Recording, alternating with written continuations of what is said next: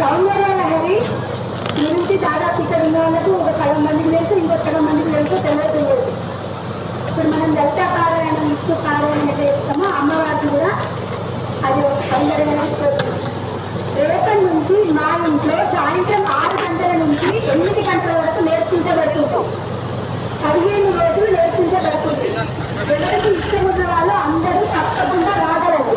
Next కూడా కావాలన్నప్పుడు నన్ను అందరికీ డిస్కౌంట్ రేట్ చేసి నేను అందరికీ బుక్ ఎవరెవరికి కావాలంటే వాళ్ళ ఎక్కువ పెట్టక ఇస్తా. అది మాత్రం నేను నియమం.